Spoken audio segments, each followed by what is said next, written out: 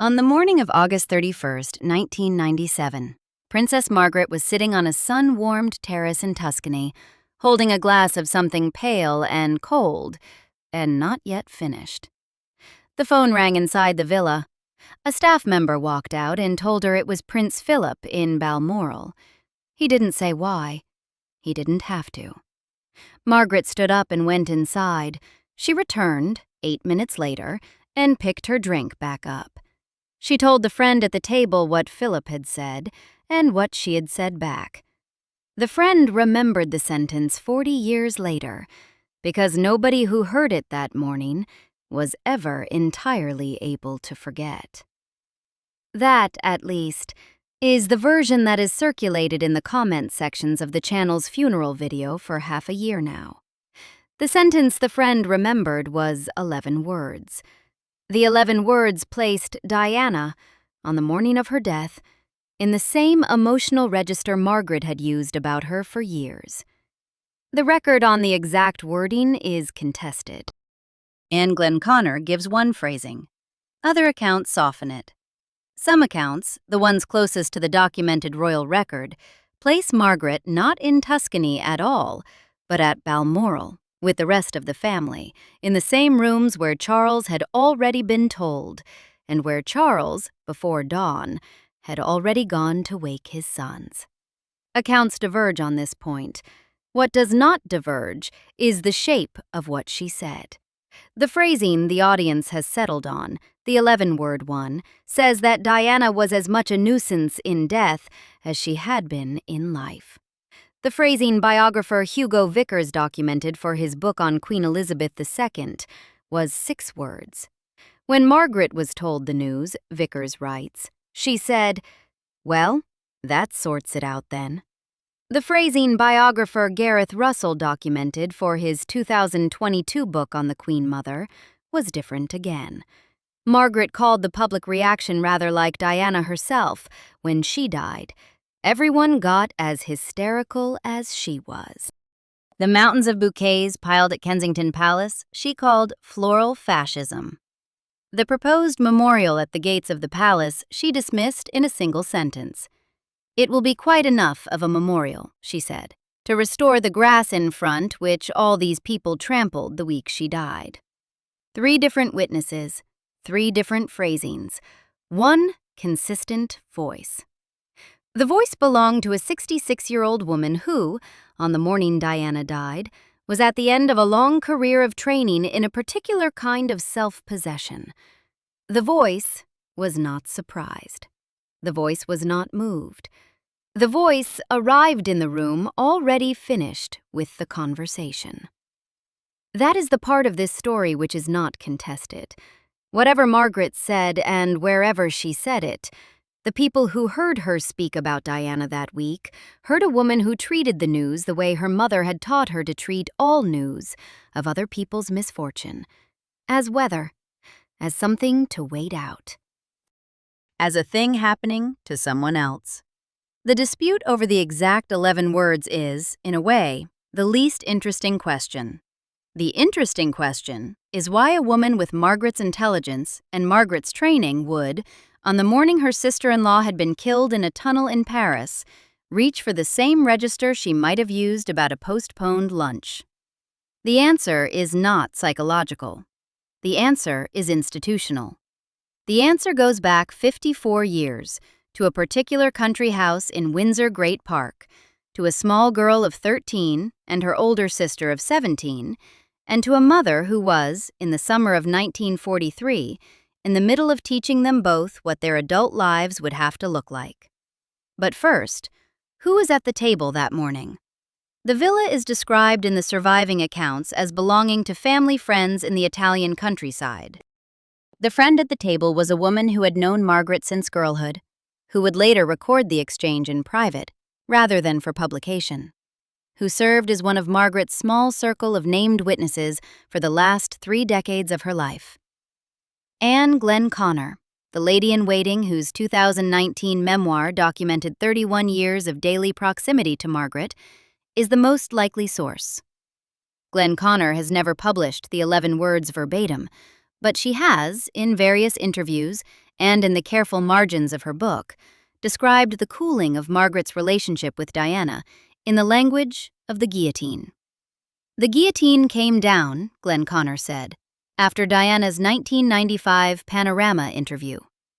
The phrasing matters. A guillotine is not a slow turning away. A guillotine is a single mechanical act that ends a connection in one motion. By the morning of August 31st, 1997, the guillotine had already been down for nearly 2 years. The difference between what the public received that morning and what Margaret reportedly said on the terrace is one of the largest gaps in royal history. The public received a statement of grief from Buckingham Palace by mid-morning. The public received the half-mast Union Jack 5 days later, after sustained pressure that nearly cracked the crown.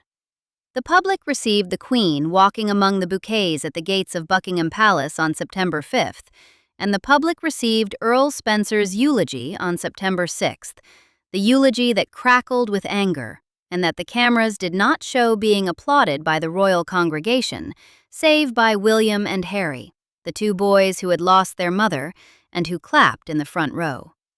The public received the choreography of grief. Margaret, on the terrace or at Balmoral, or wherever she heard the news, returned to her drink. That was the gap. To understand the gap, you have to understand the woman at the table.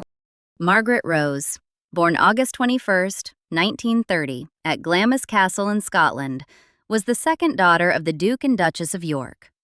By the time she was 6, her uncle had abdicated, her father had become king, and her sister, 4 years older, was the heir to the throne. Margaret was a clever, theatrical, sharp-edged child. Marion Crawford, the governess the family called Crawfie, who arrived in the household in 1933 and stayed until 1949, described Margaret in a register the Queen Mother eventually came to regret allowing into print. Crawford described a small girl with an unusually precise memory for who had spoken sharply to her, and a habit of waiting, sometimes for years, to deliver the answering line. Crawford's book, The Little Princesses, was published by Cassell in 1950.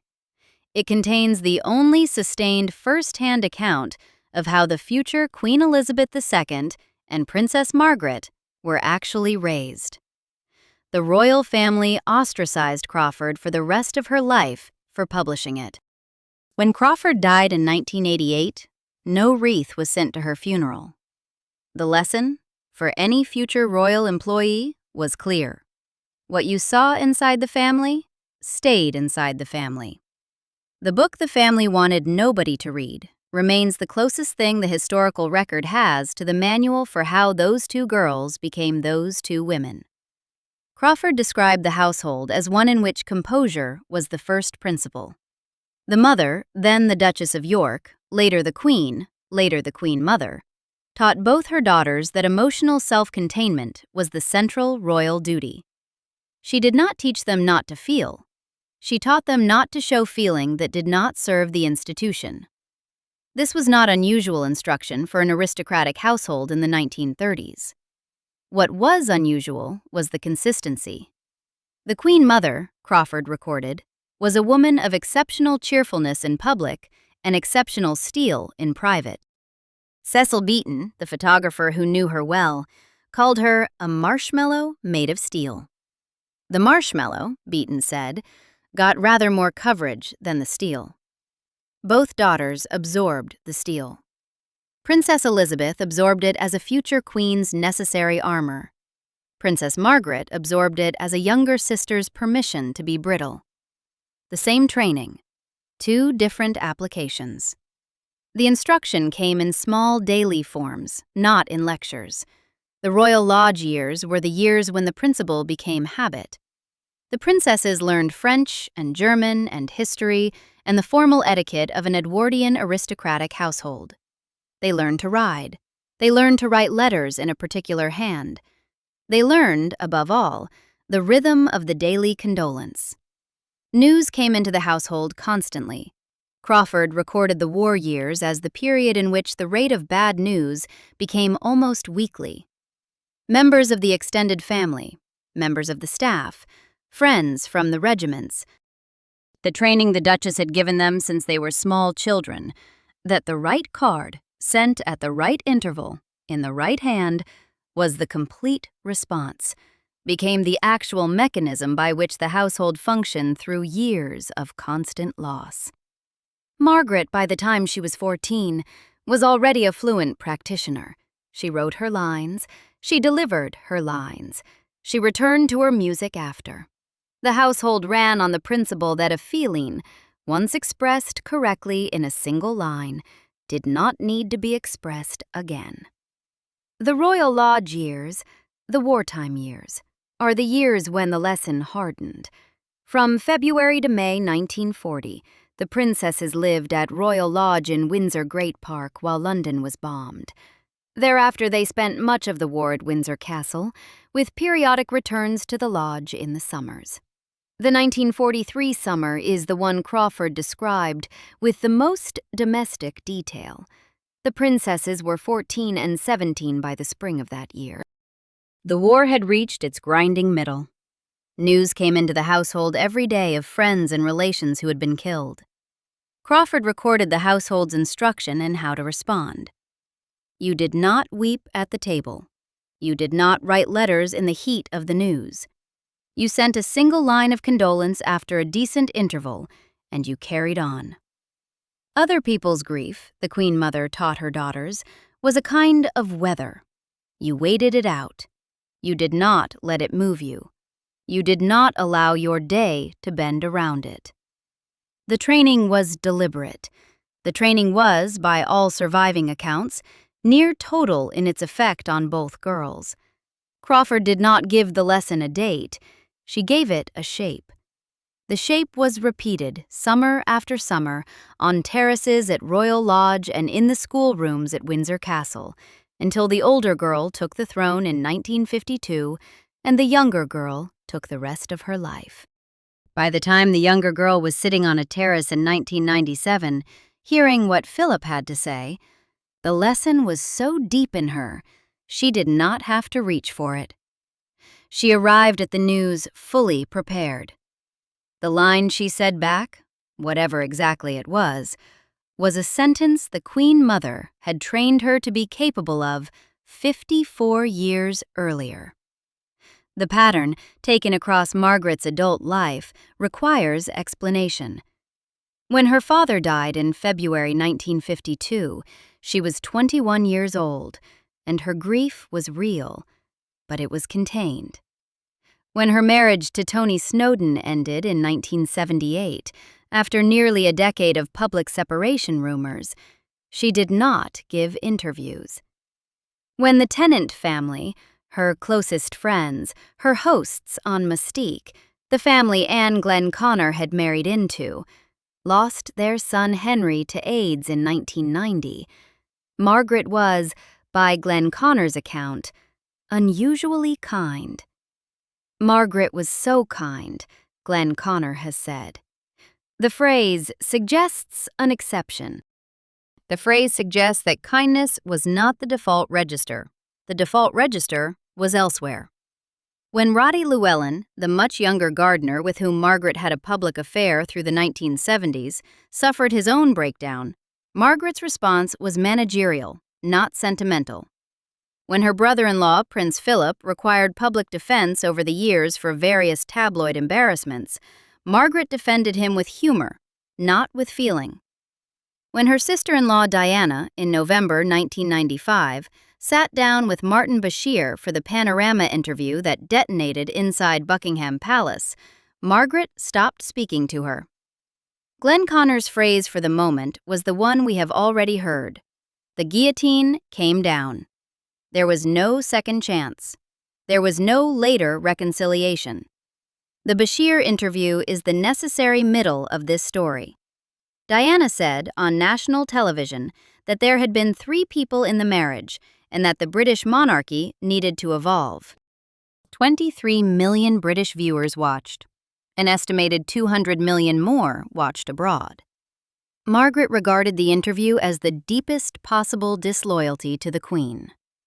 From November 1995 onwards, Margaret was, in the inner life of the family, finished with Diana. 21 months later, Diana was dead. The two facts sit in sequence. Whether the morning of August 31st, 1997 was experienced by Margaret as a shock or as a confirmation is a question the available record cannot quite settle. What it can settle is that Margaret did not regard the news as a reason to soften her existing verdict. Which brings us back to the Italy question, and to the question of what time Margaret actually picked up the phone and to whom. The official royal record, as it has reached us through Wikipedia and through the published biographies, places Princess Margaret at Balmoral with the rest of the family on the night Diana died. The same record shows Margaret traveling back from Balmoral to London with the Queen, Prince Philip, and the Queen Mother on September 5, 1997, the day before the funeral. Hugo Vickers, in his biography, places Margaret's 6-word reaction, "Well, that sorts it out then," at Balmoral on the morning of the news, not in Italy. Gareth Russell's quotes about hysterical crowds and floral fascism are placed in the days that followed at Kensington Palace, where Margaret's apartment faced the gardens and where the heat of early September made the bouquets begin to decompose under her windows. The Tuscany terrace is, in this record, an unverified detail. The audience surfaced it in the comments under the channel's funeral video as the moment they wanted the story to begin. The audience surfaced it because the terrace makes the sentence land harder. The terrace makes the contrast, holiday banality, sudden death news, vivid in a way Balmoral alone does not. The terrace is a viewer's gift to the story. The historian's record is more modest.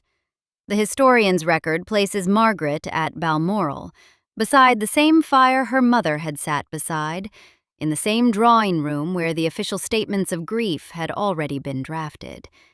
The 11 words, in that version, would have been spoken in front of the same queen who, the next morning, would walk among the bouquets in front of Buckingham Palace with her sister at her shoulder. Whether the line was said in Italy or in Scotland is, in the end, a detail of staging. The line itself is the inheritance. What did Philip say? The available record does not give us the exact wording. The crash had happened at 12:23 in the morning, Paris time. Diana had been pronounced dead at the Pitié Salpêtrière at around 4. Charles had been informed during the early hours and had woken William, then 15, and Harry, then 12, before dawn at Balmoral. By breakfast, the family was in the kind of motion families move in when the news has not yet been made public, but is about to be. Philip is a plausible voice for the call, if a call was made. He had known Margaret since 1947. He had been her brother-in-law for 45 years. He had been, by 1997, the family's pragmatic narrator. He was the one most likely to say it cleanly. He didn't say why. He didn't have to. That part of the brief is, even if the location is wrong, almost certainly true. A Windsor family member calling Margaret with news of that magnitude would not have waited for her to ask. If she was in Italy, the call would have been routed through the villa staff. If she was at Balmoral, Philip would have walked across the room. Either way, the question Margaret took into the conversation was the question every member of the family was already inside. What does this mean for William, for Harry, for the family, for the next 20 years? The answer Margaret gave back was the answer her mother had taught her to give to questions of grief that were not strictly her own. The flight back to England, the official version, was the morning of September 5th. The Queen Mother, Margaret, and Philip flew together. They were met by senior staff. They moved into the days of the public ceremony. There is no recorded verbal exchange in the car from Heathrow. There is no recorded private remark by Margaret on the drive into central London. The silence in the record on those hours is complete. What we have instead is the funeral itself and what the cameras caught, and what the family did not deny. The cameras caught the moment when Diana's cortege passed Buckingham Palace and the senior royal family stood outside in the September sun. The Queen, in dark navy, lowered her head as the coffin went by. The Queen Mother, standing beside her, lowered her head. Charles lowered his head. Princess Margaret, the woman who had been told the news on a terrace or at Balmoral or somewhere now blurred by the passage of time, did not lower her head. The footage exists. The footage has been replayed. The footage has been the subject of every retrospective documentary about the funeral. Margaret stood. Margaret looked. Margaret did not bow. The shot is brief, perhaps 2 seconds, but it carries the entire argument of this story in it. The Queen and the Queen Mother had been raised to know exactly what a bow at a passing coffin was for. The bow was not personal. The bow was institutional. The bow was the visible form of the family acknowledging the loss to the family. Both of them bowed. Margaret, who had been raised in the same household by the same mother, did not. The reason is not that Margaret did not know what the bow was for. The reason is that Margaret had been the more thorough student. The Queen's bow was a state instrument. The Queen Mother's bow was a public ritual. Margaret's refusal was the lesson taken to its final terminus. She had been told other people's grief was weather. The coffin in the procession, in that reading, was the public storm she had been trained not to bend to. Inside Westminster Abbey, the cameras were restricted from close-ups of the mourners. The seating placed the senior royal family in the front row of the royal congregation. The Queen Mother sat beside her younger daughter. Earl Spencer rose to speak. He spoke for 6 minutes. He praised his sister and he criticized, in language that the family could not have misheard, the institution that had married her at 20 and broken her at 36. He referred to her, in the eulogy's most quoted line, as the most hunted person of the modern age. He referred to the press by name. The crowds outside the Abbey heard the eulogy on loudspeakers. The crowds outside the Abbey began to clap before he had finished. The clapping rolled through the open doors and into the nave. The royal congregation, with the exception of the 2 boys in the front row, did not clap. The Queen Mother did not clap. Margaret did not clap. The cameras, when they could find faces inside, found 2 women who looked exactly the same. Same expression, same containment, same trained refusal to give the moment its full emotional reading. The marshmallow made of steel and the daughter she had raised. The pattern, taken as a whole, requires no further explanation. The lesson her mother had given her was the lesson had become. The Queen Mother lived for nearly 5 more years after Diana's funeral. She would die on March 30th, 2002, at Royal Lodge in Windsor Great Park, the same Royal Lodge in whose gardens she had instructed her daughters 59 years earlier. The choice of location for her death has the kind of geographical rhyme that the historical record sometimes accidentally produces. The lesson had been given there. The lessoner died there. In all the time between Diana's funeral and her own death, the Queen Mother, by available report, never once mentioned Diana by name in public. The silence in that record is complete.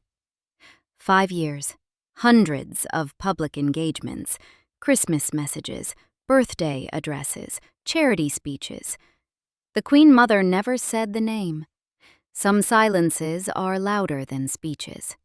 Margaret, in those same years, never apologized for the sentence that had circulated. Margaret never repeated it for publication. Margaret never denied it. Margaret had her first stroke on February 23, 1998, at Moustique, 6 months after the funeral. She would have several more. By March 2001, she had been left with partial vision and paralysis on her left side. She used a wheelchair. She made occasional public appearances in dark glasses. By the time she died on February 9, 2002, at King Edward VII's Hospital, she had been mostly out of public life for nearly 4 years. Her mother attended her funeral at St. George's Chapel on February 15, 2002. It was the Queen Mother's last public appearance. 6 weeks later, the Queen Mother was dead, and the Queen wept publicly at her mother's coffin in a way she had wept only once before, at her own sister's, the month before. Reynaldo Herrera, the family friend who saw both moments, said that February of 2002 was the only time anyone ever saw the Queen show her emotions in public. The training the Queen Mother had given her 3 daughters of the household, Lilibet, Margaret, Diana through marriage, had held in 2 of them and broken in 1. Diana was the one it had broken on. Margaret and her mother were the ones it had held. There is a final note on the inheritance, and it requires going back to the 11 words. Whether Margaret said exactly those 11 words on a terrace in Tuscany on the morning of August 31st, 1997, or said something close to them in a sitting room at Balmoral that same morning, or said the documented quotes Russell catalogued in the days that followed, the shape of the thing is consistent across all surviving accounts. Diana was, in Margaret's reading, a person whose entire public life had been an act of emotional intrusion on a family that was not built to receive it. Diana was, in Margaret's reading, a person whose suffering had insisted on being seen. The lesson the Queen Mother had given both daughters in the wartime summers at Royal Lodge was that suffering that insisted on being seen was not, in the end, suffering at all. It was a kind of performance. And performance was the one thing the Queen Mother's daughters had been trained to recognize and refuse. That is the inheritance. That is the line that runs from a 1943 summer at Royal Lodge through Crawford's quiet, careful sentences in her 1950 book, through the half-century of Margaret's adult life, and into a terrace, or a sitting room, or wherever she was when the phone rang on August 31st, 1997. That is the lesson. The lesson was that other people's grief was a kind of weather. The lesson was that the weather would pass. The lesson was that you did not have to feel the weather to live through it. By the morning of Diana's funeral, Margaret was 67 years old. She had been in training for 54 of those years. Whatever she said when Philip rang her, whatever she said in front of the friend at the table, whatever she said in the September days that followed at Kensington Palace, with the bouquets rotting under her windows, the sentence she said was the sentence her mother had built her to be capable of. The sentence was the proof that the training had worked. The sentence was the receipt the Queen Mother could have shown for 54 years of patient work. If you have suspected, all those years, watching Margaret on the news, that something about her was unable to be moved by what should have moved her, you weren't imagining things. You were right. The lesson was deliberate. The lesson was institutional. The lesson was the family's actual heirloom, passed quietly from one generation to the next, written into nothing official, but visible in every footage of every funeral. You watched it land in real time on the steps of Westminster Abbey on the afternoon of September 6, 1997. You watched a 66-year-old woman not bow her head, and you watched her mother beside her doing the same thing, and you watched the camera understand what the family had built. Margaret didn't apologize for the sentence. She didn't repeat it. She didn't deny it. She simply, in the days after, behaved at the funeral the way her mother behaved at the funeral. And the camera saw both of them, both standing in that second row, both with the same expression.